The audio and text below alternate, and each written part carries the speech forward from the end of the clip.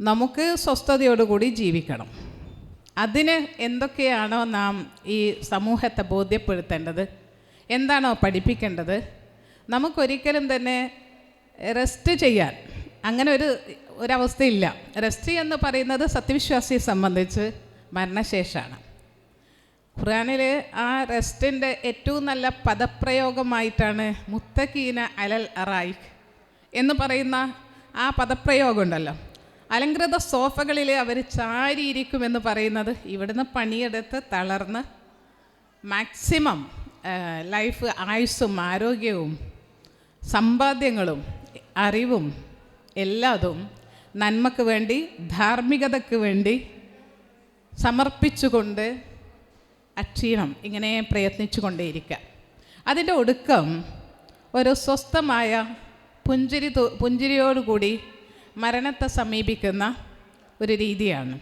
അതിന് ശേഷമുണ്ടാകുന്ന റിസൾട്ടാണ് വളരെ റാഹത്തുള്ളൊരു ബർസഹിയായ ജീവിതവും അതിനുശേഷം കിട്ടാനിരിക്കുന്ന സ്വർഗവും. കുടുംബം സ്വർഗ കവാടം എന്നുള്ളത് നമുക്ക് ഒറ്റയ്ക്ക് അങ്ങോട്ട് സ്വർഗത്തിലേക്ക് പോയാൽ പോരാ, അല്ലെങ്കിൽ ഒറ്റയ്ക്ക് അങ്ങ് പോകാൻ പറ്റൂല. പലതരം ബന്ധങ്ങളാൽ നമ്മൾ കണക്റ്റഡാണ്. ആദ്യമായിട്ട് അതിൻ്റെ കണക്ഷൻ എന്ന് പറയുന്നത് നമ്മെ പടച്ചവൻ ഇത് ഈ ഭൂലോകത്തേക്ക് സൃഷ്ടിച്ചയച്ചു എന്ന് പറയുമ്പോഴും ഈ ഭൂലോകത്ത് നാം ജനിക്കാൻ കാരണക്കാരായി ഇന്ന നാട്ടിൽ ഇന്ന രണ്ടാളുടെ ഇന്ന മാതാവിൻ്റെ പിതാവിൻ്റെ കുട്ടിയായിട്ട് ജനിക്കണമെന്ന് പടച്ചവൻ സെലക്ട് ചെയ്ത രണ്ടാൾക്കാരുണ്ട്. ആ സെലക്ട് ചെയ്ത രണ്ടാൾക്കാർ യഥാർത്ഥത്തിൽ നമ്മളെ പെറ്റിട്ടത് തന്നെ സ്നേഹത്തിലും കനിവിലുമാണ്, കാരുണ്യത്തിലുമാണ്. അപ്പോൾ എന്തിനാണ് ശരിക്ക് അള്ളാഹുവിൻ്റെ കാരുണ്യത്തെ റഹ്മ എന്ന് പറയുന്നത് പോലെ, റഹ്മത്ത് എന്ന് പറയുന്നത് പോലെ തന്നെ ഈ കാരുണ്യം ഏറ്റവും കൂടുതൽ പകർന്നു കിട്ടുന്നത് ഒരു മാതാവിനാണ്. അതുകൊണ്ട് തന്നെ മാതാവിൻ്റെ ഗർഭാശയത്തെ റഹ്മ എന്നാണ് ഖുർആൻ അതിനെ വിശേഷിപ്പിച്ചിരിക്കുന്നത്. ഹദീസുകൾ നമുക്ക് കാണാം റഹ്മ എന്നുള്ള പദപ്രയോഗം. അപ്പോൾ കരുണയാണ്. അത്രയേറെ കരുണയുള്ള ഒരാൾക്ക് മാത്രമേ ഒന്നിനുമാവാത്തൊരു പിഞ്ചു കുഞ്ഞിനെ ഏൽപ്പിച്ചു കൊടുക്കാൻ പറ്റുള്ളൂ. അത് കുട്ടിയെ തനിക്ക് കിട്ടിയ മുതൽ മാതാപിതാക്കളുടെ മാതാവാകട്ടെ പിതാവാകട്ടെ അവരുടെ ചെറുപ്പം, അവരുടെ ആ യൗവനകാലം അവരതൊക്കെ ആശകളൊക്കെ മാറ്റിവെച്ച് കുട്ടി, അതിൻ്റെ പിന്നാലെ വീണ്ടും കുട്ടികൾ, ഇങ്ങനെ ഈ മക്കൾക്ക് വേണ്ടി അവർ മാറ്റിവെച്ച ആശകൾ എത്രയാണ് എന്നറിയോ? റസൂലുള്ളാഹി സ്വല്ലല്ലാഹു അലൈഹി വസല്ലം പറയുന്നുണ്ട്, സ്വർഗത്തിൻ്റെ വാതിൽ ഞാനാണ് തുറക്കുക. പക്ഷേ ഒരാൾ വന്ന് സ്വർഗത്തിൻ്റെ വാതിൽ തുറക്കാൻ തിരക്കൂട്ടും. അപ്പോൾ റസൂൽ സ്വല്ലല്ലാഹു അലൈഹി വസല്ലം അവരോട് ചോദിക്കും, നീ ആരാണ്? എന്താണ് ഇത്ര ധൃതി? ഞാൻ ആരാണെന്നോ? ഞാൻ എൻ്റെ ഭർത്താവ് മരിച്ചിട്ട് എൻ്റെ പിഞ്ചു മക്കളെ ഓർത്തിട്ട് പിന്നീട് വിവാഹം ചെയ്യാത്ത വിധവയായ സ്ത്രീയായിരുന്നു എന്ന്. നമ്മുടെ മക്കളോട്, എൻ്റെയൊക്കെ സ്റ്റുഡൻസിനോട് ഞാൻ പറയാറുണ്ട്, ഒരു പക്ഷേ ഇപ്പം ഇല്ലാത്ത മക്കളോട്. അപ്പോൾ അവന് 10-17 വയസ്സായി. അവന് എപ്പോഴോ 5-10 വർഷം മുന്നേ ഉപ്പ മരിച്ചു പോയിട്ടുണ്ട്. പിന്നീട് ഉമ്മ വേറെ വിവാഹം ചെയ്തില്ലേ? ഇല്ല. അപ്പോൾ ഞാൻ അവനോട് പറഞ്ഞു, നീ ഉമ്മയെ കുറച്ച് വലുതൊക്കെ ആയാലും നന്നായിട്ട് കെയർ ചെയ്യണം. കാരണം അവർക്ക് വീണ്ടും ഒരു വിവാഹം ചെയ്ത് ഒരു ഭർത്താവിൻ്റെ കൂടെ ജീവിക്കാനൊക്കെ പറ്റുന്ന പ്രായമാണ്. പക്ഷേ നിന്നെ ഓർത്തിട്ട് ആ ഉമ്മ വേറെ വിവാഹം ചെയ്തില്ല. അപ്പോൾ അവൻ പറയാ, ഇല്ല ഉമ്മക്ക് പ്രായമൊക്കെ ഉണ്ട്. അമ്മ എത്ര പ്രായം? കുട്ടികളുടെ പ്രായം വെച്ചിട്ടല്ലേ കണക്ക് കൂട്ടുക. ഉമ്മക്ക് ഇപ്പോൾ ഒരു 38 വയസ്സൊക്കെ ഉണ്ട്. അമ്മ 38 വയസ്സൊക്കെ ചെറിയ പ്രായമാണ്. ഈ പ്രായത്തിൽ നിന്നെ ഓർത്തിട്ട്, നിൻ്റെ ബാല്യം, നിന്നെ വളർത്തൽ ഓർത്തിട്ട് ഉമ്മ വേറെ വിവാഹം ചെയ്തില്ലല്ലോ. അപ്പോൾ പുനർവിവാഹത്തെ ഇസ്ലാം അത്രയേറെ പ്രോത്സാഹിപ്പിക്കുന്നുണ്ട്. പക്ഷേ എന്നാൽ തൻ്റെ അനാഥ മക്കൾ വീണ്ടും അനാഥരായി പോകരുത്, സങ്കടപ്പെടരുത് എന്ന് വിചാരിച്ച് പുനർവിവാഹം അവർ ഒഴിവാക്കിയിട്ട് മക്കൾക്ക് വേണ്ടി സ്നേഹത്തോടു കൂടി ഈ വിധവ ലോകം തന്നെ അവർ തിരഞ്ഞെടുത്ത് പോവുകയാണെങ്കിൽ അത്തരത്തിലുള്ള ഒരു സ്ത്രീക്കുള്ള പരിഗണനയാണ് റസൂലുള്ളാഹി സ്വല്ലല്ലാഹു അലൈഹി വസല്ലം അവിടെ പറഞ്ഞിരിക്കുന്നത്. അവർ സഹിക്കുന്ന അനേക വിഷമങ്ങളിൽ, പ്രയാസങ്ങളിൽ ഒരു സാഹചര്യം മാത്രമാണ് ഞാൻ പറഞ്ഞത്. അപ്പോൾ ഈ മാതാപിതാക്കൾ നമുക്ക് കുറച്ച് വലുതായ നമുക്ക് മക്കൾക്കൊരു തോന്നലുണ്ട്.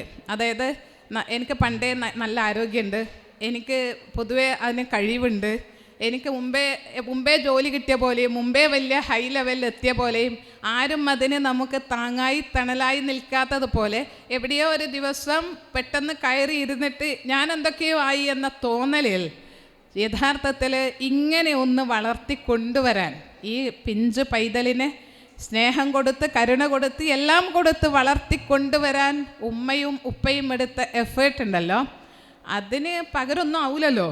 എത്ര അതിന് അവരെപ്പോഴോ ജീവിതത്തിൽ എന്തിൻ്റെയോ കണക്ക് പറയാൻ തുടങ്ങിയ കണക്ക് അവസാനിക്കുമോ? അങ്ങനെ ഒരു കണക്ക് നിരത്തുന്ന രീതിയല്ലല്ലോ പാരൻസിനുള്ളത്.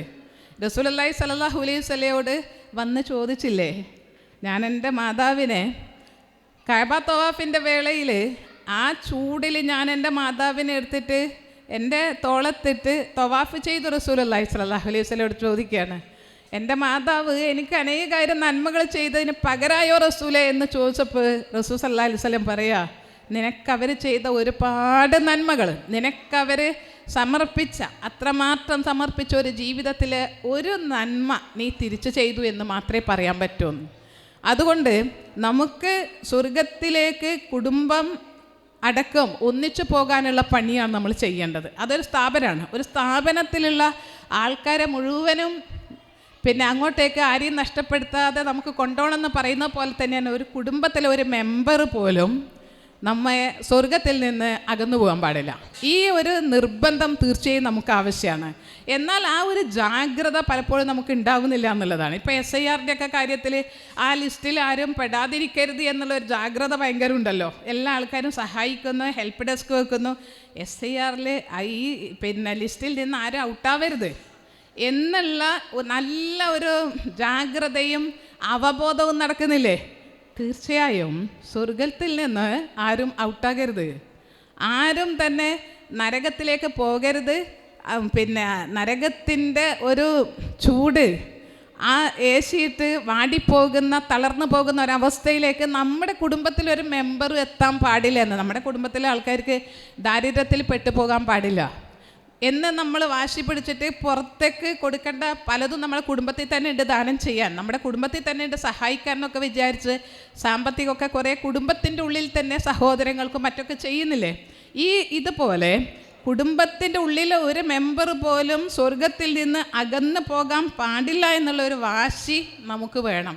അതിൻ്റെ ഭാഗമായിട്ടാണ് ആകെ ചെറുതെന്നോ വലുതെന്നോ മാതാപിതാക്കളെന്നോ കുട്ടികളെന്നോ ചെറുപ്പക്കാരെന്നോ വ്യത്യാസമില്ലാതെ എല്ലാവർക്കും വേണ്ടി നാം ഈ ക്യാമ്പയിൻ നടത്തിക്കൊണ്ടിരിക്കുന്നത്. ഈ ഒരു ബോധവൽക്കരണം ആവശ്യമാണ്. കാരണം വളർന്ന് വലുതായി കഴിഞ്ഞ് ഓടാനും ചാടാനും പഠിച്ചു കഴിഞ്ഞാൽ പിന്നെ ഇതുവരെ എന്നെ ആരും നോക്കിയിട്ടില്ല, അല്ലെങ്കിൽ ഞാനിങ്ങനെ തന്നെയല്ലെന്നൊക്കെ തോന്നിപ്പോകുന്ന എല്ലാ ആൾക്കാരും നമുക്ക് ചില ചവിട്ടിക്കയറാൻ അവരുടെ തോളുകളുണ്ടായിരുന്നു. അതുപോലെ തന്നെ നമ്മുടെ വീട്ടിൻ്റെ ഉള്ളിൽ ആ ശിക്ഷ ഉണ്ട്. റസൂലുള്ളാഹി സ്വല്ലല്ലാഹു അലൈഹി വസല്ലം പറഞ്ഞല്ലോ, ഒരു കുടുംബത്തിൽ നിന്നാണ് മക്കൾക്ക് മാനേഴ്സ് പഠിപ്പിക്കേണ്ടത്, മര്യാദ പഠിപ്പിക്കേണ്ടത് എന്ന്. പുറത്തേക്ക് പോകുന്ന ഓരോ കുട്ടിക്കും ഒരുപക്ഷെ ഈ നാട്ടിൽ ഇത്രയധികം വികസനവും സുഖസൗകര്യങ്ങളെല്ലാം ഉണ്ടെങ്കിലും നാടായ നാടൊക്കെ കറങ്ങി വന്ന മനുഷ്യൻ ഏറ്റവും വലിയ ലോകം വീടാണല്ലോ എന്ന് തിരിച്ചറിയുന്നു എന്ന് ഒളപ്പമെണ്ണ മഹാകവി പറഞ്ഞതുപോലെ അവൻ നാട്ടിലെല്ലാം കറങ്ങി, ലോകത്തെല്ലായിടത്തും കറങ്ങി വന്നു. അവൻ കണ്ടത് എത്രയോ വലിയ ലോകങ്ങളും സുഖസൗകര്യങ്ങളും ഒക്കെ അവൻ കണ്ടു. പക്ഷേ തിരിച്ച് വീട്ടിലെത്തിയപ്പോഴാണ് യഥാർത്ഥത്തിൽ എൻ്റെ മഹാലോകം, എൻ്റെ വലിയ ലോകം, എൻ്റെ സുഖങ്ങളുടെ, എൻ്റെ ഇഷ്ടങ്ങളുടെ, എൻ്റെ എല്ലാറ്റിൻ്റെയും രഹസ്യങ്ങളുടെയും പരസ്യങ്ങളുടെയും നോവുകളുടെയും സന്തോഷങ്ങളുടെയും നേട്ടങ്ങളുടെയും വീഴ്ചകളുടെയൊക്കെ എല്ലാറ്റിൻ്റെയും മഹാലോകം എൻ്റെ വീടാണ് എന്ന് ഒരു മനുഷ്യൻ ഉൾക്കൊള്ളുന്നത് ഒരുപാട് പാറിപ്പറന്ന് നടന്നിട്ട് അങ്ങനെ പോയി വന്നപ്പോഴാണ് ഇതൊന്നുമല്ല, ഇതിലൊന്നും എനിക്ക് മനസ്സ് ഫോക്കസ് ചെയ്യാൻ പറ്റുന്നില്ല, ഇതിലൊന്നും എനിക്ക് വല്ലാത്ത സന്തോഷം കണ്ടെത്താൻ പറ്റുന്നില്ല. പക്ഷേ എവിടേക്ക് എത്തണം? എനിക്ക് എൻ്റെതായ ഒരു ഇടത്തേക്ക് എത്തണം, ആ വീട്ടിലേക്ക് എത്തണം. അപ്പോഴാണ് നമ്മൾ തിരിച്ചറിയുന്നത് എൻ്റെ മഹത്തായ ലോകം എൻ്റെ വീടാണ് എന്ന്. നമ്മൾ പല സ്ഥലത്ത് ജോലി ചെയ്ത് അവിടെ താമസിച്ചാലും ഒക്കെയും തന്നെ നമ്മുടെ മാതൃരാജ്യം നമ്മെ മാടി വിളിക്കുമല്ലോ, നാം വളർന്ന സ്ഥലം നാട് നമ്മെ വിളിക്കുമല്ലോ, നമ്മുടെ വീട് നമ്മെ വിളിക്കുമല്ലോ. അതിൽ പ്രത്യേകിച്ച് നമ്മുടെ മാതാപിതാക്കളുണ്ടെങ്കിൽ അതൊരു പ്രത്യേക വിളിയാണ്. അതായത് എൻ്റെ മനസ്സിൽ കൊളുത്തിയിട്ട മാതാവിൻ്റെ ഉപ്പയുടെ ഒരു വിളി, ആ വിളിയിലേക്ക് നമ്മൾ തിരിച്ചെത്തുമ്പോഴാണ് യഥാർത്ഥത്തിൽ ആ വീട് എന്ന് പറയുന്നത് ചെറുതായിരിക്കാം, സുഖസൗകര്യങ്ങൾ കുറവായിരിക്കാം, ബെഡ്റൂം ചെറുതായിരിക്കാം, കിടക്കാൻ നല്ലൊരു ബെഡില്ലായിരിക്കാം, ഒന്നും വിഷയമല്ല. പക്ഷേയോ അതെൻ്റെ വലിയ ലോകമാണ് എന്നുള്ളതാണ്. അതിലേക്ക് നമുക്ക് മാടി വിളിക്കണം കുട്ടികളെ. ആ കുട്ടികൾക്ക് യഥാർത്ഥത്തിൽ ദയയും സ്നേഹമൊക്കെ ഇഷ്ടം പോലെ ഈ വീട്ടിൽ നിന്ന് ഒഴുക്കി കൊടുത്താൽ ഇന്ന് നാം കാണുന്ന കൂട്ടുകെട്ടിലേക്കും വേണ്ടാത്ത കൂട്ടുകെട്ടിലേക്കും ലഹരിയിലേക്കും പോകുന്ന കുട്ടികളെ തടയിടാൻ നമ്മൾ കണ്ടെത്തുന്നത്, ലോകം കണ്ടെത്തുന്നത്, മനഃശാസ്ത്രജ്ഞന്മാർ കണ്ടെത്തുന്നത് വീട് നല്ല കേന്ദ്രമാവുക എന്നുള്ളത് മാത്രമാണ്. അതിൻ്റെ അപ്പുറത്തേക്ക് ഇന്ന കൗൺസിലിംഗ് ഉണ്ട്, ഇന്ന സ്ഥലത്ത് കൊണ്ടുപോയാൽ മതി, അല്ല ഇന്ന ഡി അഡിക്ഷൻ സെൻ്റർ ഉണ്ട്, ഇങ്ങനെയുള്ള കേന്ദ്രങ്ങളിലേക്ക് എത്തിക്കുക എന്നുള്ളതല്ല. അതൊക്കെ താൽക്കാലികമായിട്ട് കുട്ടികളെ ശരിയാക്കാൻ പറ്റുന്നേ ഉള്ളൂ. പക്ഷേ അതിലേക്ക് എത്തിക്കാതിരിക്കാൻ എങ്ങനെ തൻ്റെ കുട്ടി ഇങ്ങനെ മോശമാകാതിരിക്കണം, എങ്ങനെ കൂട്ടുകെട്ടൊക്കെ എല്ലാ തരത്തിലും ഭയപ്പെടുന്നൊരു കാലത്ത് നമുക്ക് നമ്മുടെ കുട്ടികളെ തിരിച്ചു വേണം നല്ല മക്കളായിട്ട്. എവിടെയോ വെച്ച് കുട്ടിക്ക് ഇതുവരെ അത് ഉണ്ടായിട്ടില്ല, ഇപ്പോഴാണ് തുടങ്ങിയത്. ഏതാണ് കൂട്ടുകെട്ട് എന്നൊക്കെ ഈ കുട്ടിയുടെ പിന്നാലെ നമ്മുടെ മൈൻഡ് പോയിക്കൊണ്ടിരിക്കണം. നമ്മൾ പലപ്പോഴും ഒരു പക്ഷെ നമ്മുടെ ധാരണക്കുറവ് കൊണ്ട് നന്നായിട്ട് ഇസ്തിരിയിട്ട് കൊടുക്കുന്നുണ്ട്, നല്ല ഭക്ഷണം നല്ല വസ്ത്രം എല്ലാം കൊടുക്കുന്നുണ്ട്. പക്ഷേ കുട്ടിക്ക് യഥാർത്ഥത്തിൽ വേണ്ട സ്നേഹമൊഴുക്കുന്ന പരിപാടി ഉണ്ടല്ലോ, ഭക്ഷണവും കറിയും വേണ്ട ഇഷ്ടപ്പെട്ട ഭക്ഷണം എല്ലാ സാധനവും കൊടുക്കുന്നുണ്ട്. പക്ഷേ കുട്ടിക്ക് വേണ്ട കരുണയും ദയയും സ്നേഹമൊക്കെയും തന്നെ വീട്ടിനകത്ത് നിന്ന് കിട്ടണം, അത് ഒഴുക്കണം. മാതാപിതാക്കൾ അതിൽ പിശുക്ക് കാണിക്കാൻ പാടില്ല. ഇങ്ങനെ ആവുമ്പോഴാണ് യഥാർത്ഥത്തിൽ നാം ഉദ്ദേശിക്കുന്ന സ്വർഗം നമുക്ക് പണിയണമല്ലോ. ആ സ്വർഗം പണിയണമെങ്കിൽ വീട് ആദ്യം സ്വർഗമായി തീരണം. പടച്ചവൻ ലോകത്ത് ഇപ്പോൾ മറ്റ് ജീവജാലങ്ങളെ അപേക്ഷിച്ചിട്ട് നമുക്കൊക്കെയും തന്നെ ഒരു കുടുംബ വ്യവസ്ഥ, ഒരു അഡ്രസ്സ്, ഒരു വൈകുന്നേരമായിട്ട് പറന്ന് പോയിട്ട് കൂട്ടിലേക്ക് ചേരാൻ പക്ഷികൾക്കൊക്കെ ഒരു ഇടമുണ്ട്, പലതിനും മാളങ്ങളുണ്ട്, പൊത്തുകളുണ്ട്, ഒക്കെ ഉണ്ട്. പക്ഷേ ഒരു മനുഷ്യനെ സംബന്ധിച്ച് അവനെ ആകർഷിക്കുന്ന എന്തൊക്കെയോ ഘടകങ്ങളുള്ളത് കൊണ്ടാണ് അവൻ വീടുകളിലേക്ക് എത്തേണ്ടത്. ആ വീട്ടിൽ ആകർഷിക്കുന്ന ഘടകമില്ലേ? എത്രയോ വൈകിട്ട് ഉറങ്ങാൻ പോകണമല്ലോ എന്ന് വിചാരിച്ചിട്ട് റോഡ് സൈഡിൽ വീണ് കിടക്കാൻ പറ്റൂലല്ലോ, അത് വിചാരിച്ചിട്ട് മാത്രമാണ് ചിലർ വീട്ടിലേക്ക് വരുന്നത്. എന്താണ് കുഴപ്പമെന്ന് നമ്മൾ ചിന്തിക്കണം. അപ്പോൾ എനിക്കൊരു കുഴപ്പമില്ല, അതാണ് പ്രശ്നം. നമുക്കാദ്യം പ്രശ്നം എൻ്റെ ഭാഗത്ത് മിസ്റ്റേക്ക് ഉണ്ടോ നമ്മൾ നോക്കൂല. നമ്മൾ കാണുന്നത് കുട്ടികൾക്ക് എന്താ മിസ്റ്റേക്ക് എന്നാണ്. വലിയവരുടെ മിസ്റ്റേക്ക് കണ്ടെത്തി തിരുത്തുന്നിടത്ത് എന്തിനാണ് മടിക്കേണ്ടത്? എന്തിനാണ് നമ്മളെ തെറ്റ് അംഗീകരിക്കുന്നിടത്ത് മടിക്കേണ്ടത്? എൻ്റെ ഭാഗത്താണ് തെറ്റെങ്കിൽ, ഉമ്മ എന്ന നിലയിൽ, ഉപ്പ എന്ന നിലയിൽ എൻ്റെ ഭാഗത്താണ് തെറ്റെങ്കിൽ അത് മനസ്സിലാക്കിക്കൊണ്ട് എൻ്റെ കാർക്കശ്യം അല്ല, എൻ്റെ പരുക്കൻ സ്വഭാവം, എൻ്റെ സ്നേഹമില്ലായ്മ കുടുംബം സ്വർഗമാക്കുന്നതിൽ തടസ്സം സൃഷ്ടിക്കുന്നുണ്ട് എങ്കിൽ ഒരു ചേഞ്ചിന് നമ്മൾ റെഡിയാവുക എന്നുള്ളതാണ്. അപ്പോൾ ഇങ്ങനെ മാതാപിതാക്കളും മക്കളും സ്നേഹത്തോടു കൂടി ജീവിക്കുന്ന ആ വീട്ടിൽ തന്നെയാണ് അതേ ഉദരത്തിൽ നിന്ന് ഒരുപാട് മറ്റ് സഹോദരങ്ങൾ പിറവി കൊള്ളുന്നത്. ഈ മാതാവിൻ്റെ ഉദരത്തിൽ നിന്ന് അടുത്തത് എന്നുള്ള ആ സഹോദരങ്ങൾ പിറവി കൊണ്ട് ആ സഹോദരങ്ങൾക്കൊക്കെയും തന്നെ ഒരു കാലത്ത് നമ്മുടെ ജീവിതത്തിൽ വലിയ സ്ഥാനമുണ്ട്. പക്ഷെ വലുതായി നമ്മിലേക്ക് ഇണകൾ വരുന്നു, നമ്മുടെ മക്കൾ വരുമ്പോഴേ സ്വാഭാവികമായിട്ട് ഈ സഹോദരങ്ങളുടെ സ്ഥാനം കുറഞ്ഞു പോകുന്നുണ്ട്. അപ്പോൾ നമ്മൾ പറയാം നമ്മുടെ വീട് എന്ന് പറഞ്ഞാൽ ഞാൻ, മാതാപിതാക്കൾ, മക്കൾ, ഇങ്ങനെ ഇണകൾ കൂടിയത് മാത്രമല്ല, എൻ്റെ മാതാപിതാക്കളിൽ നിന്ന് എനിക്കുണ്ടായ സഹോദരങ്ങളും എൻ്റെ ലോകമാണ്. ഈ സഹോദരങ്ങൾക്കുണ്ടാകുന്ന അകൽച്ച ഞാൻ പരിഹരിക്കണം, ഇവർക്കുണ്ടാകുന്ന വിഷമങ്ങൾ നമ്മൾ പരിഹരിക്കണം. അതായത് നമ്മുടെ ജീവിതത്തിലേക്ക് ഇണകൾ കയറി വരുന്നതോടുകൂടി അവരെ തൃപ്തിപ്പെടുത്താൻ വേണ്ടി മാതാപിതാക്കളെ വിഷമിപ്പിക്കലല്ല, അല്ലെങ്കിൽ ഭാര്യയെ വിഷമിപ്പിച്ചുകൊണ്ട് ഇത്തരത്തിൽ അങ്ങോട്ടും ഇങ്ങോട്ടും ഏതെങ്കിലും ഒരു കൂട്ടത്തിന് വിഷമം സൃഷ്ടിച്ചുകൊണ്ട് മറ്റേത് പരിഹരിക്കലല്ല. ഇതൊരിക്കലും പരിഹാരമല്ല, പ്രശ്നം ഉണ്ടാക്കലാണ്.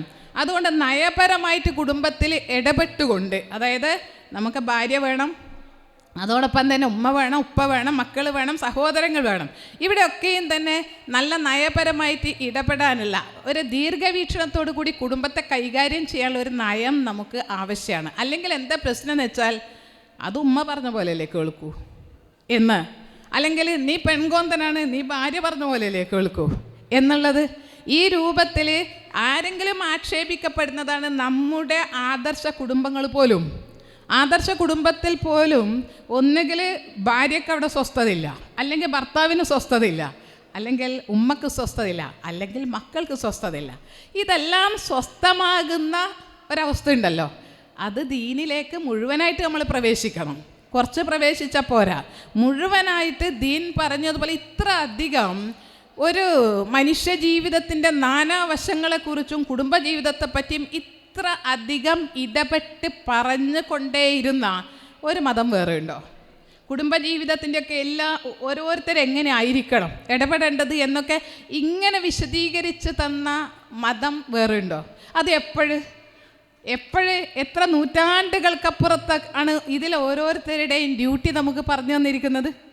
അതിൽ തന്നെ ഒരു മനുഷ്യൻ പുറത്തു കൊടുക്കുന്ന ദാനധർമ്മത്തിനേക്കാൾ ഏറ്റവും വിലപ്പെട്ടതും പുണ്യവും തൻ്റെ വീട്ടിൽ ചെലവഴിക്കുന്നതാണ് എന്ന് നമ്മൾ ചിന്തിച്ചിട്ടുണ്ടോ? നമ്മൾ വീട്ടിൽ ചെലവഴിക്കുക എന്ന് പറയുന്നത് പുണ്യമായിട്ട് കാണാറില്ല, പലപ്പോഴും ഡ്യൂട്ടി ആയിട്ടാണ് കാണുക. അതെൻ്റെ ബാധ്യതയല്ലേ, എൻ്റെ കുടുംബത്തെ നോക്കുക എന്നുള്ളത് എൻ്റെ ബാധ്യതയല്ലേ. ആ ബാധ്യതക്കപ്പുറം റസൂലുള്ളാഹി സ്വല്ലല്ലാഹു അലൈഹി വസല്ലം നമുക്ക് പഠിപ്പിച്ചു തരാം, അത് ബാധ്യതയാണെങ്കിലും അത് സ്വതക്കയാണ്, അത് പുണ്യമുള്ള കാര്യമാണ്.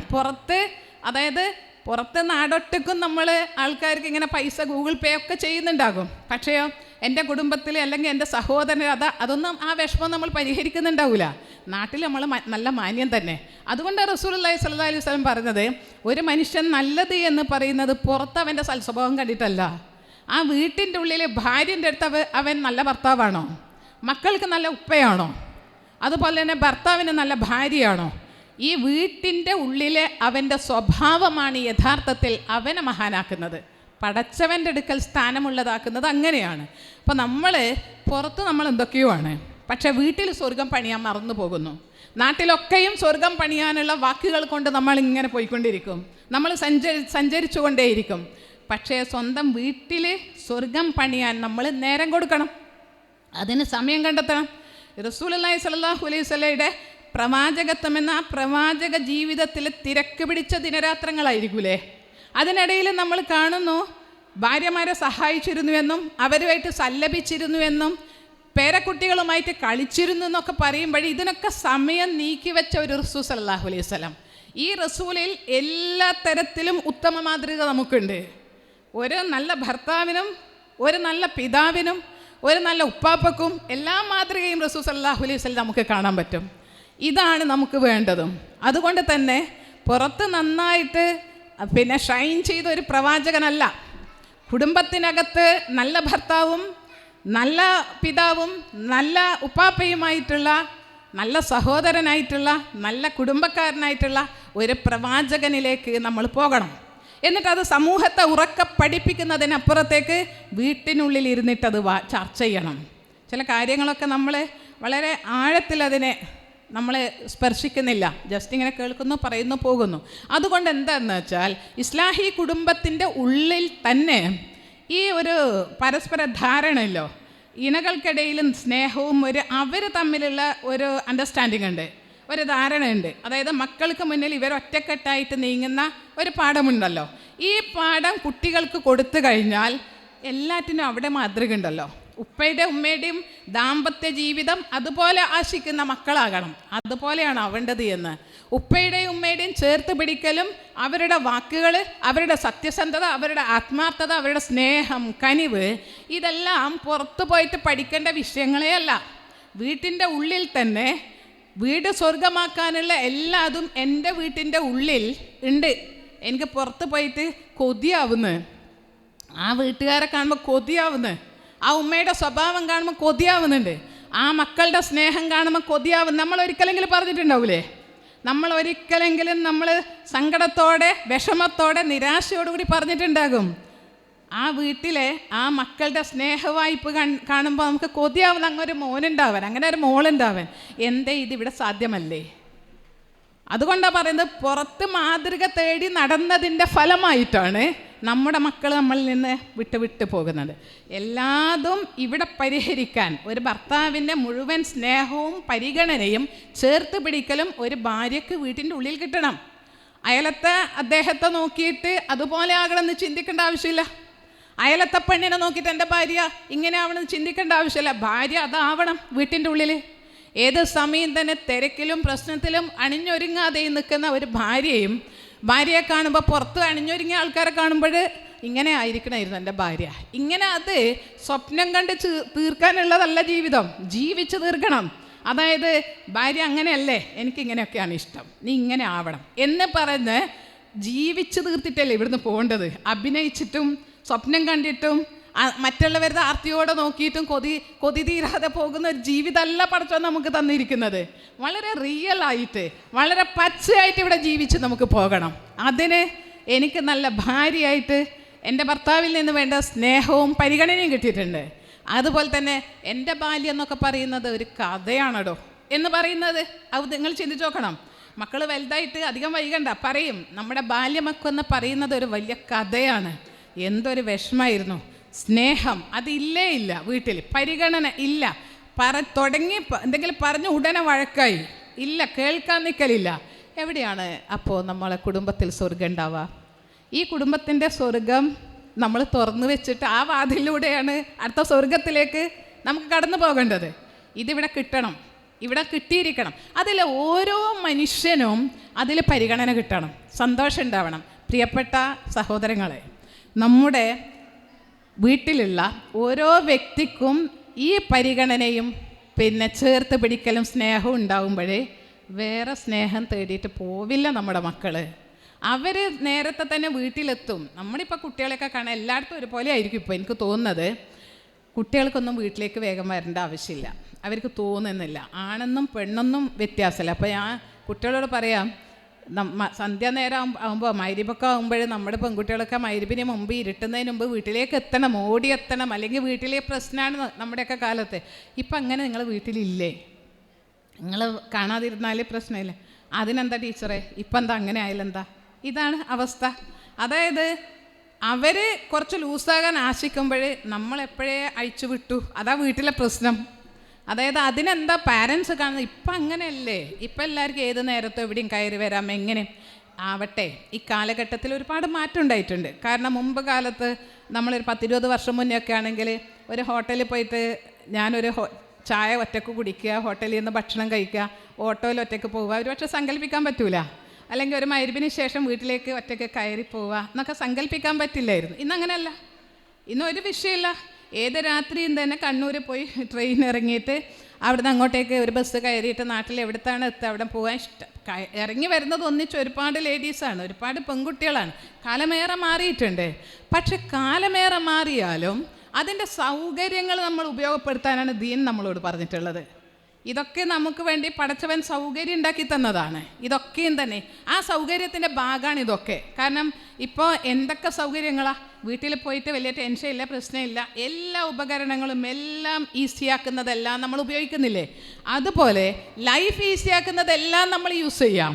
പക്ഷേയോ ഇതൊക്കെ നമ്മുടെ യഥാർത്ഥത്തിൽ നമ്മൾ വിചാരിക്കുക വിദ്യാഭ്യാസം കൂടി, സൗകര്യം കൂടി, മനുഷ്യൻ്റെ സ്നേഹവും അടുപ്പൊക്കെ കൂടും. ഇല്ല, ചാറ്റിങ്ങുകൾ കൂടി, കഥ പറയൽ കൂടി, മെസ്സേജ് അയക്കൽ കൂടി, സുന്ദര വാക്കുകളും അത്രയും തന്നെ ആഴത്തിലുള്ള സ്പർശിക്കുന്ന വാക്കുകളെല്ലാം കൈമാറും.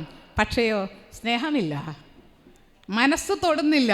മനസ്സ് തൊട്ടെന്ന് തോന്നും വാക്കുകൾ കാണുമ്പോഴും സംസാരിക്കുമ്പോഴും കൈമാറുമ്പോഴും എല്ലാം കൂടുതലല്ലേ ഇപ്പോൾ. പക്ഷേയോ എന്തിനോ വേണ്ടി അപ്പോഴും നമ്മൾ തേടുകയാണ്. നമ്മുടെ സമൂഹം ഇപ്പോഴും എന്തോ ഒരു സ്വസ്ഥതയ്ക്ക് വേണ്ടി, സമാധാനത്തിന് വേണ്ടി, സ്നേഹത്തിന് വേണ്ടി ഞെരിപിരി കൊള്ളുകയാണ്. അതില്ല, എന്തോ നഷ്ടപ്പെട്ടിട്ടുണ്ട്. നമ്മുടെ കുടുംബകത്ത് നിന്ന്, വീടിനകത്ത് നിന്ന്, മനസ്സകത്ത് നിന്ന് എന്തോ നഷ്ടപ്പെട്ടിട്ടുണ്ട്. അതാണ് തീർച്ചയായും ഖുർആനിലൂടെ, നബി ചര്യയിലൂടെ, ധാർമ്മികതയിലൂടെ നമ്മൾ തിരിച്ചു പിടിക്കേണ്ടത്. നമ്മൾ വിട്ടുകൊടുക്കാൻ പാടില്ല. എൻ്റെ മനസ്സകത്തുനിന്നൊന്നും കൈമോശം വന്നിട്ടില്ല എന്ന് നമ്മൾ ഉറപ്പിക്കണം. എന്തൊക്കെയോ പറയുന്നുണ്ട് ഇപ്പോൾ ആൾക്കാർക്ക്. ഇപ്പോൾ ഓരോ വ്യക്തിക്കും ഓരോ കൗൺസിലിങ്ങിന് വേണ്ടി ആൾക്കാർ റെഡിയാണ്. നല്ല നല്ല പൊസിഷനിലൊക്കെ നിൽക്കുന്ന ഓരോ വ്യക്തിക്കും അവരെ സ്ട്രെസ്സ് കുറക്കാൻ, അവരുടെ ജീവിതത്തിൽ ഉണ്ടാകുന്ന പിരിമുറുക്കങ്ങൾ കുറക്കാൻ വേണ്ടിയിട്ട് ആരുടെയൊക്കെയോ അഡ്വൈസ് അവർക്ക് ആവശ്യമായിട്ട് വരികയാണ്. യഥാർത്ഥത്തിൽ നമ്മെ അഡ്വൈസ് ചെയ്ത് കൊണ്ടിരിക്കുന്ന ഒരു മഹത്തായ ഖുർആൻ നമ്മുടെ കയ്യിലുണ്ട്. അതുപോലെ തന്നെ എൻ്റെ ഉള്ളിൽ ഞാൻ തന്നെ മറന്നു പോയ ഒരു ബോധം, അതിനെ തിരിച്ചു പിടിക്കണം. എൻ്റെ ഉള്ളിൽ ഞാൻ ഉറ്റ ചങ്ങാതിയായി, ഉറ്റ സുഹൃത്തായിട്ട് ഞാൻ കൊണ്ടു നടക്കുന്ന ഒരു പടച്ചവൻ, അവനെ ഞാനെന്തിനാ വിദൂരത്താക്കുന്നത്? അതാണ് പ്രശ്നം. ആ പടച്ചവനെ ഉള്ളിൽ അല്ലാ എന്ന് വിളിക്കുമ്പോൾ നമുക്ക് ആ സ്വസ്ഥത കിട്ടണം. ഈ സമൂഹത്തിൽ ആർക്ക് കിട്ടിയിട്ടില്ലെങ്കിലും വിശ്വാസി സമൂഹത്തിന് കിട്ടണം. വിശ്വാസി സമൂഹത്തിന് ഈ ഒരു സ്വസ്ഥതയാണല്ലോ പടച്ചവൻ പറയുന്നത്. പടച്ചവൻ്റെ സ്മരണയിലൂടെ മാത്രമേ ഹൃദയങ്ങൾ ശാന്തമാകൂ എന്ന്. ആ ശാന്തത നമുക്ക് കിട്ടിയിട്ടില്ലെങ്കിൽ പിന്നെ ആർക്കാ കിട്ടുക? അതുകൊണ്ട് വെറുതെ ഓതിപ്പോകുന്ന ഖുർആൻ വചനങ്ങളും വെറുതെ കേട്ടുപോകുന്ന ക്ലാസ്സുകൾക്കും അപ്പുറത്തേക്ക് മനസ്സകത്തേക്കുള്ള പടച്ചവനുള്ള സ്ഥാനവും മഹബത്തും അങ്ങ് വർദ്ധിപ്പിച്ചിട്ട് കുടുംബത്തിൽ ഇത് വിഷയമാക്കണം. കുടുംബത്തിലെല്ലാം കേൾക്കുന്ന, എല്ലാം അറിയുന്ന, എല്ലാറ്റിനും ഉത്തരം നൽകുന്ന സ്നേഹനിധിയായ കാരുണ്യക്കടലായ ഒരു പടച്ചവനെ പറ്റി സ്നേഹമുള്ള വർത്തമാനം പറഞ്ഞു നോക്കിയേ. നമ്മുടെ മക്കൾക്ക് ഉമ്മ അത് നടന്നില്ല, എന്താ ചെയ്യുക? ഇല്ലടാ ഉമ്മ പടച്ചവൻ കൈ വിടൂല. ഇങ്ങനെ പറയുന്ന ഒരു വാക്കുണ്ടല്ലോ, ചേർത്ത് പിടിക്കുന്ന, ഇങ്ങനെയുള്ള ഒരു വാക്കുള്ള കുടുംബത്തിൽ തന്നെ എന്തോ ഒരു സ്വസ്ഥ ഉണ്ടാകും ഇല്ലേ? പടച്ചവനെ പറ്റി നല്ല വർത്തമാനങ്ങൾ, നല്ല ധാരണകൾ, നല്ല നമുക്കില്ല എന്നല്ല, നമുക്ക് തൗഹീദുണ്ട്, നമ്മൾക്ക് ഈമാനുണ്ട്. പക്ഷേയോ പടച്ചവനെ ഇത്രമേൽ നന്നായിട്ട് നമ്മുടെ മക്കളുടെ മനസ്സുകളിലേക്ക് മദ്രസകളിൽ നിന്നും വീടുകളിൽ നിന്നും പാരൻസിൽ നിന്നൊക്കെയും തന്നെ പടച്ചവനെ പറ്റി അത്രയും സുന്ദരമായിട്ട് ഒരു കാര്യം മനസ്സകത്തേക്ക് ഇട്ടുകൊടുക്കണം. പിന്നെ ഒന്നും വേണ്ട. നാളെ ഒരു പക്ഷെ നമ്മൾ ഈ ദുനിയാവിലുണ്ടാവില്ല. പക്ഷെ എന്ത് കൊടുത്തിട്ടുണ്ട്? പടച്ചവനെപ്പറ്റി ഏറ്റവും നല്ല ധാരണ മനസ്സകത്തേക്ക് മക്കൾക്ക് കൊടുത്തിട്ടുണ്ട്. ആ ഒരു തവക്കുലിലേക്കും തക്കുവയിലേക്കും മക്കളെ പ്രാപ്തരാക്കിയിട്ടുണ്ടോ, അവർ പിന്നെ എല്ലാ പ്രയാസങ്ങളും താണ്ടിക്കടക്കും. ഏത് പ്രയാസങ്ങളും അവർ താണ്ടിക്കടക്കും. നമ്മുടെ വീടുകളിൽ ഈമാനാകട്ടെ വർത്തമാനം, ഈമാനിനെ കുറിച്ച് വർത്തമാനം, പടച്ചവനെപ്പറ്റി, പടച്ചവനെ മഹബത്തിനെ പറ്റി, അവൻ്റെ അനുഗ്രഹങ്ങളെപ്പറ്റി അങ്ങനെ ഒരു വർത്തമാനമുള്ള കുടുംബമായി വരുമ്പോൾ തീർച്ചയായും അവിടെ ഒരു സ്പേസ് അതിനുണ്ടാവണം. എങ്ങനെ ഇപ്പോൾ ഇവിടെ ഇവരൊക്കെ ഇരുത്തിയിട്ട് വർത്തമാനം പറയാം? ഇപ്പം നമ്മുടെ ഗവൺമെൻറ് ഇതിനിടെ കഴിഞ്ഞ മാസം ഇതുപോലെ നമ്മളെല്ലാ വീടുകളിലും ഒരു മീറ്റ് നടന്നില്ലേ? അപ്പം നമുക്ക് പിന്നെ എങ്ങനെയാണ് സംസാരിക്കുക? ഒരു അങ്കലാപ്പൊക്കെ ഉണ്ടായ ഒരു ഒരുക്കത്തിൻ്റെ ആദ്യത്തിൽ അത് ഉണ്ടായിരുന്നു. പക്ഷേ എല്ലാവരും വന്ന് ചേർന്ന് വീട്ടിലെ കുടുംബത്തിലെ ഒരു 5-8 ആളൊക്കെ ഇരുന്നപ്പോൾ പറഞ്ഞ് ആ ഒരു ഇടങ്ങേറ് പിടിച്ച ഒരു സിറ്റുവേഷൻ മയമായി തീർന്ന്, ലഘുവായി തീർന്ന്, ലളിതമായി തീർന്നു. വളരെ നന്നായിട്ട് അവിടെ ഇങ്ങനെ എല്ലാ കുടുംബത്തിലും ഒരുപോലെ ഇല്ല ഉണ്ടാവുക. അവിടെ എന്നിട്ട് കുട്ടികളുടെ കുറച്ച് കളികളൊക്കെ സംഘടിപ്പിച്ച് അതിൻ്റെ കൂടെ ഈ നല്ല വർത്തമാനമൊക്കെ പറഞ്ഞിട്ട് ഒന്ന് മയം വന്നിട്ടുണ്ട് കുടുംബാന്തരീക്ഷം ഇങ്ങനെയൊക്കെ സംസാരിക്കാൻ. ഇനി വീണ്ടും ഒരു മാസം ജനുവരി 10 മുതൽ ഫെബ്രുവരി 10 വരെ കുടുംബത്തെ ഇങ്ങനെ നേരിട്ട് കാണുന്ന ഒന്ന് സംഭവിക്കുകയാണല്ലോ. അതിൽ കുറച്ചുകൂടി മനസ്സകത്തേക്ക് കയറാൻ പറ്റും. ഇതിങ്ങനെ കൊണ്ടുപോകണം. ഈ ഒരു കൊണ്ടുപോകാത്തതിൻ്റെ ഒരു കുറവ് നമുക്കുണ്ട്. അതുകൊണ്ട് മനസ്സകത്തേക്ക് കയറിയിട്ട് കുടുംബത്തിലുള്ള പ്രശ്നങ്ങൾ മനസ്സിലാക്കി പരിഹരിക്കണം. അല്ലെങ്കിൽ എന്താ പ്രശ്നം എന്ന് വെച്ചാൽ ഒരു ഗതി കിട്ടാത്ത ഒരു ഇടങ്ങേറ് പിടിച്ച കുറേ കുടുംബങ്ങൾ. അപ്പോൾ പിന്നെ ഈ സമൂഹത്തിൽ എന്ത് സ്വസ്ഥത ഉണ്ടാവുക? അപ്പോൾ നമ്മൾ പറയാം അത് ഇസ്ലാഹി കുടുംബമാണ്, അത് തൗഹീദിൻ്റെ കുടുംബമാണ്, അവിടെയും തന്നെ ഇതാ കഥ എന്ന് പറയുന്നൊരവസ്ഥ ഉണ്ടല്ലോ. ചിലപ്പോൾ പടച്ചവൻ്റെ കഠിന പരീക്ഷണങ്ങൾക്ക് നമ്മൾ കുടുംബമൊക്കെ പാത്രമായി എന്ന് വരും. എന്നാൽ അത് അപൂർവമാണ്. നമ്മുടെ മിസ്റ്റേക്കുകൾ കൊണ്ട്, നമ്മുടെ ശ്രദ്ധയില്ലായ്മകൾ കൊണ്ട് നമുക്ക് വരുന്ന കുറേ പ്രശ്നങ്ങളുണ്ട്. അതിൻ്റെ ആ കാരണങ്ങൾ നോക്കിയിട്ട് നമ്മൾ പരിഹരിക്കണം. അതിനു വേണ്ടിയാണ് പറഞ്ഞത് കുടുംബത്തിന് സമയം കൊടുക്കണം. നാട്ടിനൊക്കെ ഒട്ടും നമ്മൾ എല്ലായിടത്തും സമയം കൊടുക്കുന്നതോടൊപ്പം തന്നെ വീട്ടിൽ നമ്മൾ സമയം കൊടുക്കണം.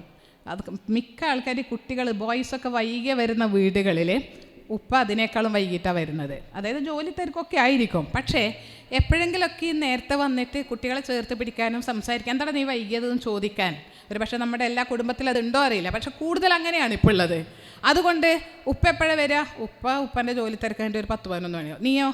ഞാൻ 10:30 എത്തും. അതായത് ഉപ്പ വരുന്നതിൻ്റെ അരമണിക്കൂർ മുന്നേ ഞാൻ വീട്ടിലെത്തും.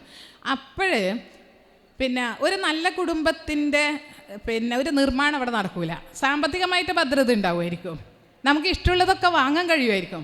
പക്ഷേ ഒരു നല്ല കുടുംബത്തിൻ്റെ നിർമ്മാണം അവിടെ നടക്കണമെങ്കിൽ ആ ഉപ്പ അവിടെ വേണം. പിന്നെ അതിന് ഉപ്പയുടെ അസാന്നിധ്യം ആ പരിഹരിക്കുന്ന ഒരു ഉമ്മയായിരിക്കണം. കുറച്ച് വിദ്യാഭ്യാസവും ധാരണവും കെൽപ്പും തൻ്റെടവും ഉള്ള ഒരു ഉമ്മയായിരിക്കണം. ആ ഉമ്മയുടെ തൻ്റെടവും കെൽപ്പും കൊണ്ട് ഭർത്താവിനെ വരച്ചവരയിൽ നിർത്താൻ വേണ്ടിയിട്ടല്ല ആ കെൽപ്പ് ഉപയോഗിക്കേണ്ടത്, മക്കളെ അതിനുവേണ്ടി ഉപയോഗിക്കേണ്ടത്. ആ ഭർത്താവിനെ സംബന്ധിച്ച് അവരെ റെസ്പെക്റ്റ് ചെയ്യും, അവരെ കെയർ ചെയ്യാനാണ് നമ്മോട് മതം ആവശ്യപ്പെടുന്നത്. അല്ലാതെ അവരെ വരച്ചവരയിൽ നിർത്താനല്ല. അത് നിർത്താൻ ആ കഴിവ് എവിടെ ഉപയോഗിക്കണം? മക്കളെടുത്ത് ഉപയോഗിക്കണം. നീ എവിടെ പോയി എന്ന് ചോദിക്കുമ്പോൾ മക്കൾ 2 ഒച്ച ഇങ്ങോട്ട് ഇടുമ്പോഴത്തേക്ക് നാവിറങ്ങി പോകാൻ പാടില്ല. അപ്പോൾ അങ്ങനെ ആകാതിരിക്കുമ്പോഴാണ് യഥാർത്ഥത്തിൽ നല്ല കുടുംബത്തിൻ്റെ നിർമ്മാണം കഴിവുള്ള ഈമാനുള്ള ഒരു ഉമ്മക്ക് പണിയാൻ പറ്റും. മഹാന്മാരായ പല നേതാക്കന്മാരുടെയും പണ്ഡിതന്മാരുടെയും ജീവിതത്തിൻ്റെ ഏറ്റവും നല്ല ശക്തിയായിട്ട് പ്രവർത്തിച്ചത് ഉമ്മമാരല്ലേ, ലേഡീസല്ലേ, ചിലപ്പോൾ ഭാര്യമാരല്ലേ, ഇല്ലേ? അതുകൊണ്ട് സ്ത്രീകളെ എനിക്കൊന്നും അറിഞ്ഞൂടെ മറ്റേ കൈമലർത്തുന്നതാവാൻ പാടില്ല. കാരണം നിങ്ങളുടെ സ്വർഗവും നരകവും ഇതാണ്, ഈ കുടുംബമാണ്. ഇതിനെ ഇങ്ങനെ നരകത്തിലാക്കി ഇടങ്ങറാക്കി പോയോ അവിടെയും നരകം തന്നെ കഥ. അതുകൊണ്ട് ഇവിടെ സ്വർഗം പണിയണം. ഇവിടെ സമാധാനത്തിൻ്റെ, ശാന്തിയുടെ, സ്നേഹത്തിൻ്റെ, നന്മയുടെ, കാരുണ്യത്തിൻ്റെ, സഹിഷ്ണുതയുടെ, സൗഹാർദ്ദത്തിൻ്റെ ഈ സ്വർഗം ഈ വീട്ടിൽ പണിയണം. എല്ലാവരെയും ഉൾക്കൊള്ളാൻ മക്കൾക്ക് കഴിയണം. അതായത് അത് ഏത് മാതാപിതാക്കൾ വളർത്തിയ മക്കളാണ് എന്ന് സമൂഹത്തിന് തിരിച്ചറിയും. അതായത് അവർക്ക് എല്ലാവരും ഉൾക്കൊള്ളാൻ പറ്റും, തെറ്റ് ചെയ്യുന്നവനെ ഉൾക്കൊള്ളാൻ പറ്റും, ഏത് മതക്കാരനെയും, ഏത് ആദർശം, ഏത് അഭിപ്രായം, ഏത് ആൾക്കാരെയും പ്രതിപക്ഷ ബഹുമാനത്തോടു കൂടി ഉൾക്കൊള്ളാനുള്ള ഒരു ഹൃദയവിശാലതയും ഈ ഉമ്മ വളർത്തിയ മക്കൾക്കുണ്ട് എന്നുള്ളതാണ്. ആ രൂപത്തിൽ നമ്മൾ ഈ ലോകത്ത് നല്ല മാതൃകയായിട്ട് ഇപ്പോൾ ആദർശ കരുത്തുള്ള ഒരു ഭാര്യ, അത് മാത്രം കൂടി പറഞ്ഞ് ഞാൻ നിർത്തുകയാണ്. മുസ്ലൈം റളിയല്ലാഹു അൻഹയുടെ ചരിത്രം വളരെ പ്രസിദ്ധമാണ്. അതായത് അവരുടെ അടുത്തേക്ക് അബൂ തൽഹ വിവാഹാന്വേഷണമായിട്ട് വന്നപ്പോൾ അദ്ദേഹം മുശ്രിക്കായിരുന്നു. ആ മുശ്രിക്കായ വ്യക്തിയോട് പറയുന്നുണ്ട്, നിൻ്റെ ഈ ശിർക്കും എൻ്റെ തൗഹീദ് ഒത്തുപോകൂല, അതുകൊണ്ട് നിങ്ങൾ ദീനിലേക്ക് വരാതെ ഞാൻ വിവാഹം ചെയ്യില്ല എന്ന് ഇദ്ദേഹം ഇങ്ങോട്ട് അന്വേഷിച്ച് വന്നതാണ്. ഇവിടെയാണ് നമ്മുടെ നിലപാട് പ്രഖ്യാപിക്കേണ്ടത്. ഇത് ഏത് കാലത്താണ് പ്രഖ്യാപിച്ചിരിക്കുന്നത് ചിന്തിച്ച് നോക്കണം. ഇന്ന് നീ ലഹരി ഉപയോഗിക്കുന്നവനാണെങ്കിൽ, നീ വൃത്തികെട്ടവനാണെങ്കിൽ, നീ ശിർക്ക് ചെയ്യുന്നവനാണെങ്കിൽ, നീ തെമ്മാടിയാണെങ്കിൽ എൻ്റെ ജീവിതത്തിൽ നിനക്ക് സ്ഥാനമില്ല. നീ ആണെങ്കിൽ, നീ ലോട്ടറി എടുക്കുന്നവനാണെങ്കിൽ, ഷീട്ട് കളിക്കുന്നവനാണെങ്കിൽ, വൃത്തികെട്ടവനാണെങ്കിൽ, മോശമായ രൂപത്തിൽ നീ സോഷ്യൽ മീഡിയ ഉപയോഗം അത്തരത്തിൽ ചെയ്യുന്നവനാണെങ്കിൽ എൻ്റെ ജീവിതത്തിൽ എനിക്ക് സ്ഥാനമില്ല എന്ന് പ്രഖ്യാപിക്കാൻ കഴിയണം. ഇതിപ്പോൾ നമ്മുടെ കുടുംബങ്ങളിലും അതങ്ങനെ ഒന്നിച്ച് ജീവിച്ചു പോകും. അതുകൊണ്ട് നന്മക്ക് നമ്മുടെ മക്കളെ നല്ല രൂപത്തിൽ വളർത്തിയെടുത്താൽ നല്ല ഇണകളെയാണ് അവർക്ക് സെലക്ട് ചെയ്യേണ്ടത്, നല്ലതിനെ മാത്രം. അതിനൊക്കെ ഒരു സാവകാശവും ഒരു പ്രാർത്ഥനയും നമുക്ക് ആദ്യമേ വേണം. നമ്മൾ നന്നായിട്ട് വളർത്തിയ മക്കൾ എന്നിട്ട് അതിനെ ശിർക്കിന് വിട്ടുകൊടുക്കുക, അനാചാരത്തിന് വിട്ടുകൊടുക്കുക, പിന്നെ എവിടെയാണ് സ്വർഗം പണിയുക? അതുകൊണ്ട് ആദ്യം പ്രാർത്ഥന ഉണ്ടാവണം. അതിനർത്ഥം ഇതിങ്ങനെ പരതി വിവാഹം 28, 30, 35 വയസ്സിലേക്ക് എത്തിക്കുക എന്നുള്ളതല്ല.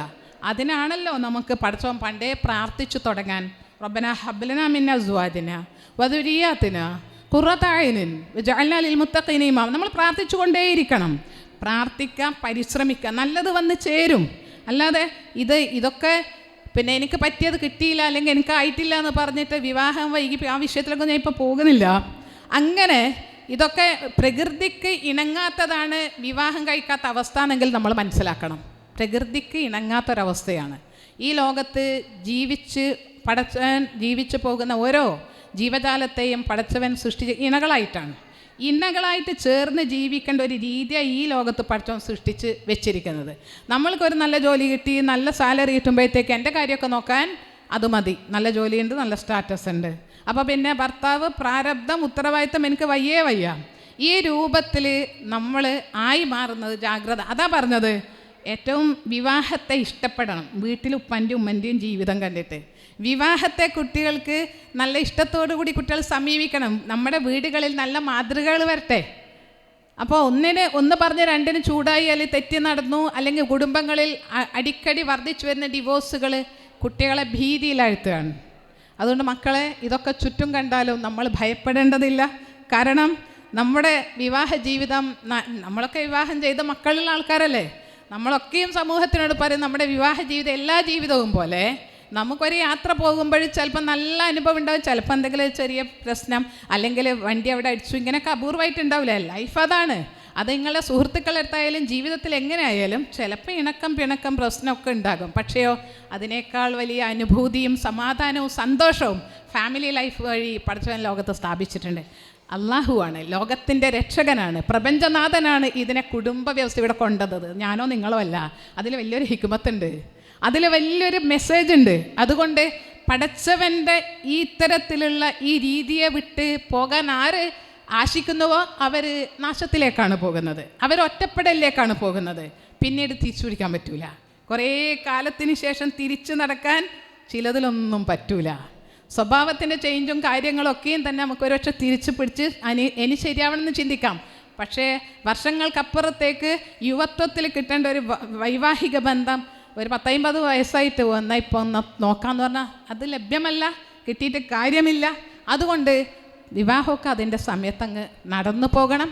അതുകൊണ്ട് തന്നെ നമ്മുടെ മുന്നിൽ ഉമ്മമാർ നല്ല തൻ്റെടികളായി മാറണം, കരുത്തുള്ളവരായി മാറണം. ഓളെങ്ങനെയാണ് പറയുന്നത്, ഓന് ഇതൊക്കെ കഴിഞ്ഞിട്ട് മതി, അതെല്ലാം കിട്ടിയിട്ട് മതി, ആദ്യം ഒരു മൂളൽ ഇവിടെ കൊടുക്കുക. അതാ പ്രശ്നം. എപ്പോഴോ മൂളിപ്പോയിട്ടുണ്ട്, ഓളങ്ങനെ പറഞ്ഞിട്ടുണ്ട് എന്ന് പറഞ്ഞാൽ മൂളണ്ട. ഈ പഠനത്തിൻ്റെയും എല്ലാറ്റിൻ്റെയും ഇടയിൽ അതിൻ്റെ പ്രായംഭാവം അങ്ങ് നടന്നു പോട്ടെ. ഇതൊക്കെ നമ്മുടെ മാതാപിതാക്കളുടെ കൂടി ബാധ്യതയാണല്ലോ.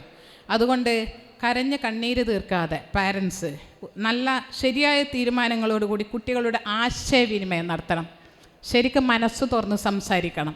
നിനക്ക് ഇത്രയും നല്ല എല്ലാത്തിനും കൂടെ നിന്ന നമ്മൾ, നിനക്ക് നല്ല ഇണയുടെ കാര്യത്തിൽ നമ്മൾ കൂടെ നിൽക്കുമെന്നും അള്ളാഹുവിനോട് പ്രാർത്ഥിച്ചു കൊണ്ടിരിക്കാനും പറയാം.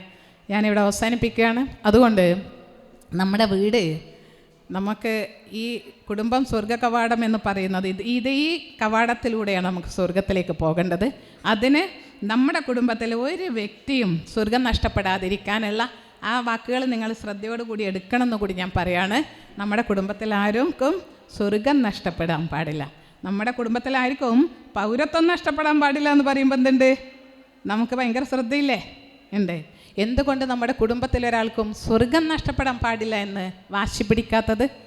അതുകൊണ്ട് തീർച്ചയായും ആർക്കും സ്വർഗം നഷ്ടപ്പെടാതിരിക്കാൻ എല്ലാവരും പടച്ചവൻ്റെ സ്വർഗം എന്ന് പറഞ്ഞാൽ വിശാലമാണ്. നമുക്ക് കുടുംബത്തോടെ അവിടേക്ക് കയറിപ്പോകണം. അതിന് വേണ്ടതെല്ലാം ഈ വീട്ടിനുള്ളിൽ നല്ല സമാധാനമുള്ള ശാന്തിയുള്ള ഒരു കുടുംബം നമ്മൾ പണിയണം. പടച്ചവൻ അതിനെ പ്രയോഗിക്കുന്നത് തന്നെ ശാന്തിഗേഹം എന്നല്ലേ, കലാപകേന്ദ്രം എന്നാണോ? അല്ലല്ലോ, ഒരു ശാന്തിഗേഹമാണ്. പടച്ചവന് നമ്മൾ ഒരു പൈസയും കൊടുക്കാതെ ഒരു ഫീസും അടക്കാതെ വിവാഹത്തോടൊപ്പം തന്നെ ഒരുപാട് സ്നേഹവും കരുണയും അങ്ങോട്ട് ഒഴുക്കി പെയ്യിപ്പിച്ച് വെച്ചിരിക്കുക നമ്മുടെ മൈൻഡിൽ. അതുകൊണ്ടല്ലേ നമ്മൾ ഇത്രയും സുന്ദരമായിട്ട് ജീവിച്ചു പോകുന്നത്. നമ്മൾ എന്നിട്ട് എന്താ നമ്മൾ തലതിരിഞ്ഞ് ചിന്തിക്കുന്നത്? അള്ളാഹു ഇഷ്ടംപോലെ വാരിക്കോരി അനുഗ്രഹങ്ങൾ നമുക്ക് ചൊരിഞ്ഞ് തന്നിട്ടുണ്ട്. തീർച്ചയായും ഇതൊക്കെയും തന്നെ ഈ അനുഗ്രഹങ്ങൾക്ക് അവനോട് നന്ദി ചൊരിഞ്ഞുകൊണ്ട് അള്ളാഹിനെ പറ്റിയുള്ള നല്ല വർത്തമാനങ്ങൾ നമ്മളെ വീട്ടിൽ പറഞ്ഞുകൊണ്ടേയിരുന്നാൽ തീർച്ചയായും നമ്മുടെ മക്കളിലെ നല്ല വിധി വിശ്വാസവും പടച്ചവനോടുള്ള അകമഴിഞ്ഞ മഹബത്തും ഉണ്ടാകും. നമ്മൾ ഈ ലോകം വിട്ടു പോകുമ്പോൾ മക്കൾക്ക് കൊടുക്കുന്നത് റസൂലുള്ളാഹി സ്വല്ലല്ലാഹു അലൈഹി വസല്ലം പറഞ്ഞ പോലെ ഏറ്റവും വലിയ ഗിഫ്റ്റ് ഒരു പാരൻ്റ് തൻ്റെ കുട്ടിക്ക് കൊടുക്കുന്നത് നല്ല കൾച്ചറാണ്, നല്ല മര്യാദയാണ്. അതുകൊണ്ട് നമ്മൾ നമ്മുടെ മക്കളെ ചേർത്ത് പിടിക്കണം. അവർക്കൊരു പക്ഷേ നമ്മളിങ്ങോട്ടേക്ക് ചേർത്ത് പിടിക്കും കുതറിയോടും, പക്ഷേയോ സ്നേഹത്തോടു കൂടി വീണ്ടും വീണ്ടും ചേർത്ത് പിടിക്കാനുള്ള അലിവും കനിവും പാരൻസിൻ്റെ കയ്യിൽ പടച്ചവൻ ആവോളം നൽകിയിട്ടുണ്ട്. അതിനു വേണ്ട എല്ലാ തന്ത്രവും പ്രയോഗിച്ചു കൊണ്ട് തന്നെ എൻ്റെ കുടുംബത്തിൽ ഒരാളെയും നശിക്കാൻ ഞാൻ വിട്ടുകൊടുക്കില്ല എന്നുള്ളൊരു വാശിയാവട്ടെ ഈ കുടുംബ സദസ്സിൽ നമ്മുടെ പ്രതിജ്ഞ, നമ്മുടെ ആഗ്രഹം, നമ്മുടെ പ്രാർത്ഥന. അള്ളാഹു ഒരുപാട് അനുഗ്രഹിക്കട്ടെ. അല്ലാഹുമ്മ റബ്ബന ഹബ്ലന മിൻ അസ്വാജിന വദുരിയാത്തിന ഖുർറത അയ്നിൻ വജഅൽനാ ലിൽ മുത്തഖീന ഇമാമ. അല്ലാഹുമ്മ റബ്ബന ലാ തുസിഗ് ഖുലൂബന ബഅദ ഇദ് ഹദൈതന വഹബ് ലനാ മിൻ ലദുൻക റഹ്മ ഇന്നക അൻതൽ വഹ്ഹാബ്. റബ്ബന തഖബ്ബൽ മിന്നാ ഇന്നക അൻതസ് സമീഉൽ അലീം വതുബ് അലൈനാ ഇന്നക അൻതത് തവ്വാബുർ റഹീം. ആമീൻ ബിറഹ്മതിക യാ അർഹമർ റഹീമീൻ. അസ്സലാമു അലൈക്കും.